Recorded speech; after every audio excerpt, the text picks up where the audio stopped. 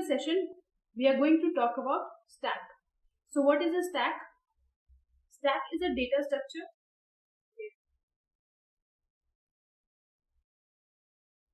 used for storing data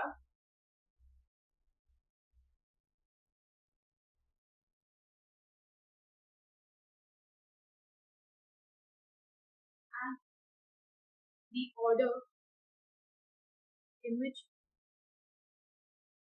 the data arrives or leaves or is taken away is important.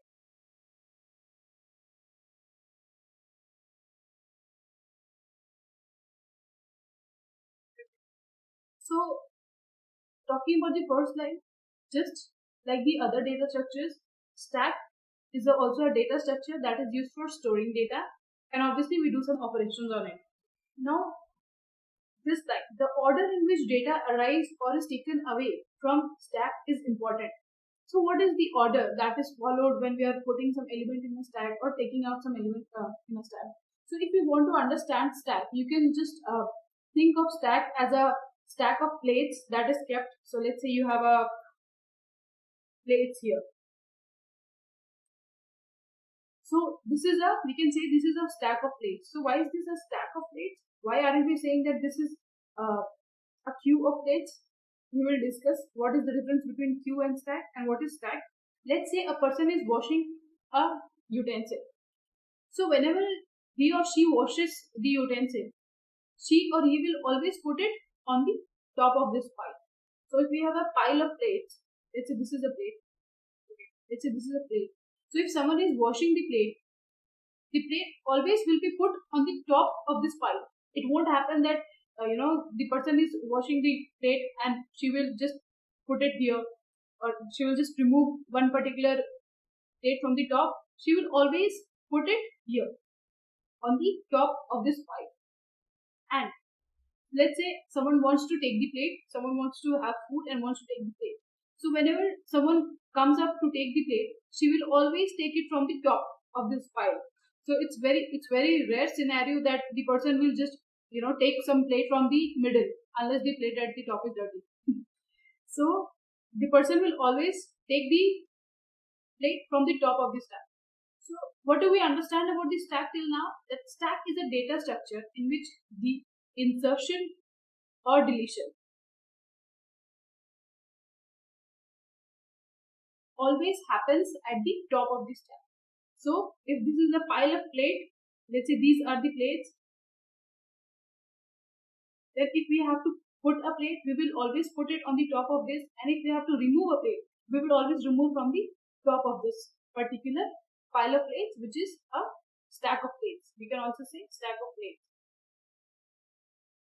So similarly, talking about stack in computer science, so what happens in stack is you can think stack as a single data structure which is closed from one end and it is open from one end. So let's say I have to put 5, 6, 7, 8 in a stack. So I will always put it from the top. So first I'll put 5, then I'll put 7, 6, then I'll put 7, and then I'll put 8. I cannot do any operation from the bottom of the stack. So as we saw in the last slide, that in a stack, you can do insertion or deletion from the same end. So if we have to store these numbers in a stack, first I will put 5, then I will put 6, and then I will put 4, and then 8. And all the deletions will be happening from the top. So it will be looking something like this. So initially we will put 5. So we say this is the top. So let's say I have to add 6. I add 6, and now this will be my top. Similarly, I will put 7, and then I'll put 8. So we will always have a top variable which will be taking care of the topmost element of the stack. And let's say I have to make the deletion. So I will always make the element deletion from the top only. So first I will be removing 8, then I'll be removing 7 from the top, then I'll be removing 6 from the top, and then 5. So let's say I have to remove the element 5. So it is not possible that you make changes at the bottom or you can access elements from the bottom. In order to remove 5, first we have to remove 8, 7, 6, and then only I can remove 5. So all the changes that we have to do has to be done from the top only. So we can say that stack is an ordered list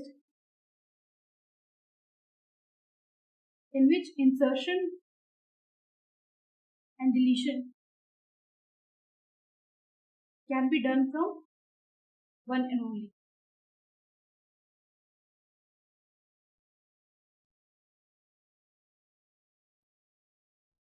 We will see that how we do this insertion and deletion in a stack after we are done with this introduction.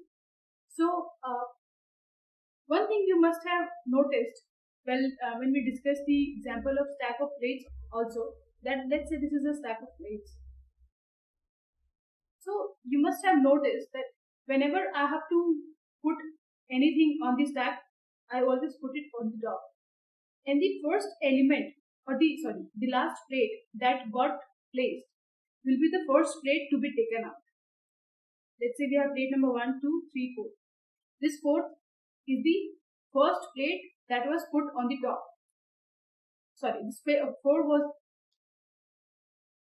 This fourth was the last plate to be put on the top, because obviously this was placed first, then this was placed, then this was placed, and this lastly fourth was placed. And whenever a person needs a plate, she will take a plate from this end only, top only, and hence fourth plate will be the first plate to be taken out. So you can see that in stack, the last element to be added is the first element to be taken out. Hence, we call stack as a last in, first out data structure, or first in, last out. First in, last out means since this was the first, this first table plate was the first one to be kept on the stack, and this will be taken out only after 4, 3, 2 has been removed. So this will be the last element to be taken out. Similarly, in case of this new number stacks also, you can see that 8 is the last element to be added to the stack, and 8 will be the first element to be removed. Similarly, 5 is the first element that was added in the stack, and if you want to remove it, then 5 will be the last element to be removed. So, or taken out. So we call it last in, first out, last out, which we can abbreviate as LIFO. So stack is a last in, first out data structure. Let's go on to see the applications of stacks. The stack has various applications. The very first being balancing of symbols. So what do we mean by balancing of symbols? So whenever you write an expression, let's say you write a plus b plus c plus d, and you put like this. So balancing of symbols means that for each open braces, there has to be a closing bracket. For each opening bracket, there has to be a closing bracket. So it may happen that I have written like this. We know that in this case, one bracket is missing. So stack is used to find that if the number of brackets are balanced or not. Balanced or not. Next we have infix to postfix. Infix and postfix are two way of representing a mathematical expression or any expression. We will talk about them in detail. We have a whole statement or whole problem or whole session on how we can convert an infix expression to postfix expression. Next we have evaluation of postfix.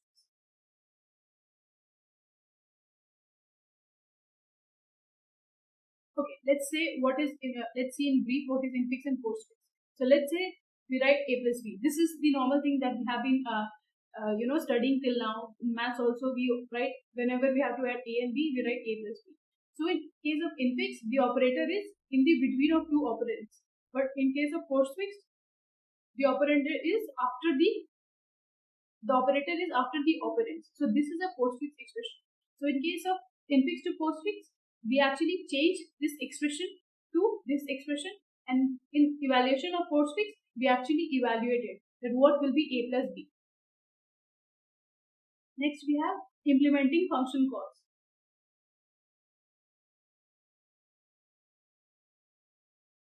Or recursion. As we studied this while studying recursion, that each recursive call is stored in a stack. So this is a stack and each recursive call is used in a stack. So we have seen that stack is used to implement recursion. Next we have page visited history or back button in a browser.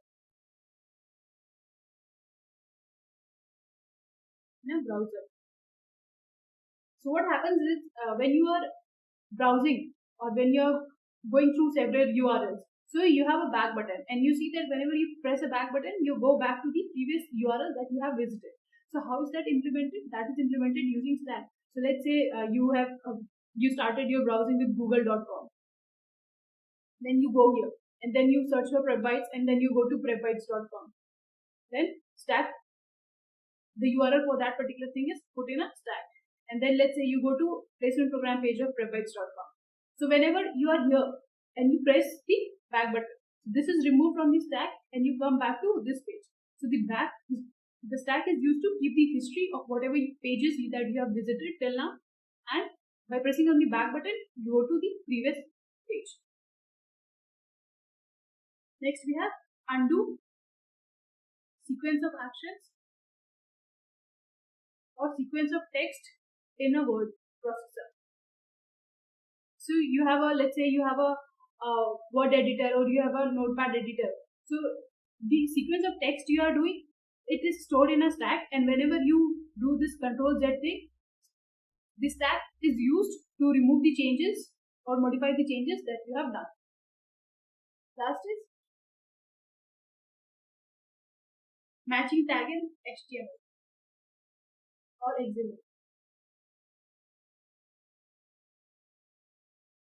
This is quite similar to this balancing of symbols in HTML. Also, like we have tags, we write head, then we end head. So the stack is used to match the tags that okay, this particular tag is getting closed here or this head is getting closed here. So matching tag is used. Sorry, stack is used for this matching tag as well. This last one is actually this is not the direct application. This is indirect application. We used stack in tree traversals algorithms. When we will see how stack can be used for traversing the trees. So these are the applications of stack. So before we go on to discuss the operations that we do on stack, the insertion and deletion, let's first try to understand one thing, that stack is an abstract data type. What do we mean by abstract data type? So in abstract data type is a type for objects whose behavior is defined by a set of values and set of operations. And in abstract data type, the user is least interested in the implementation. Let's try to understand what is this. So what happens in abstract data type is that we only want to know, let's say stack is an abstract data type. So we would only want to know that what is the value that I have to provide and what are the operations that a stack can do, and we are least interested in the implementation. Least interested in the implementation means we are not interested in how insertion is done, deletion is done. Let's consider for an example that we use an integer.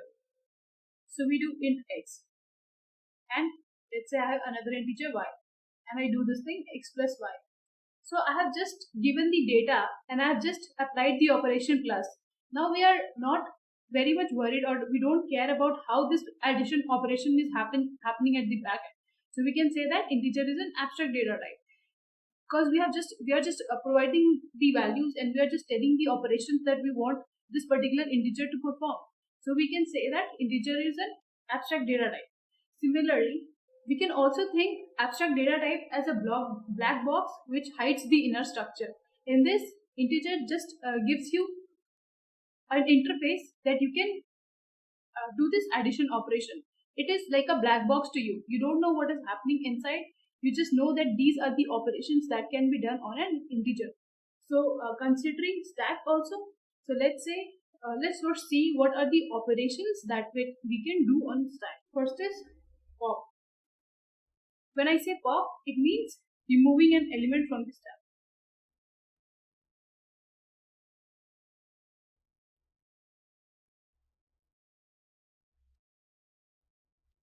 So let's say this is the stack and it has elements 5, 6, 7.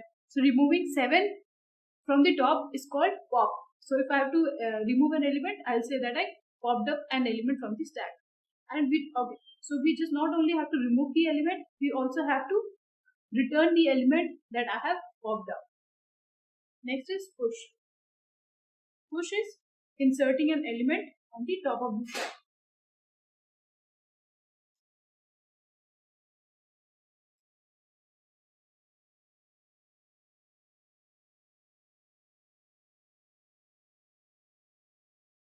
Next we have top. Top gives me the last element that was pushed or the topmost element.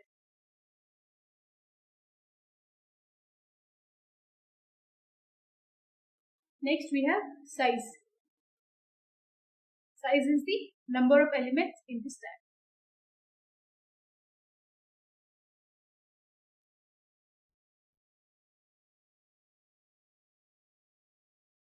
And we have is empty stack and is full stack. Is empty stack checks whether there are any element in the stack or not, whether the stack is empty, or is full stack checks whether the stack is full. So what happens is that before we start using stack, we give a size that I want a stack of this particular size. So we check that whether the size that we have provided that is already full. Let's say if the stack is going to be used of size 6, whether I have already added 6 elements in the stack or not. So for this we check is full stack. So in this also there are two things, that whether we are implementing stack using array or linked list. Depending upon we are implementing it using array or linked list, the definition of full stack is different. We will talk about it when we go to the implementation. And next we have peak. What peak does is, peak just gives the topmost element of the stack. It does not, I think it is similar to top. It does not pop up the topmost element. It just returns the top element.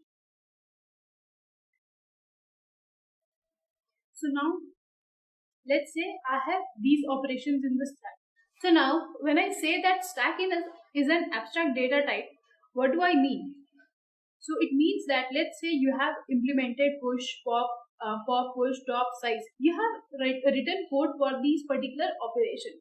So, and let's say you have a customer or there is someone who is using the code, and you have whatever code you have written, you put it in a library. So let's say a person uses the library. So whosoever is using the library or whosoever is using the stack, he does not need to care about what is the implementation, how this pop is done, how this push is done, how this top is implemented. He just, if in case he has to implement and stack, so he will just have his stack and he will just call pop on that particular stack. If he has to insert an element, he will call push on that particular stack. So the person need not worry about what is the implementation of pop or push or top or size or these particular operations. So these are the operations that a stack supports. Now let's see these operations, that how these operations are implemented in stack.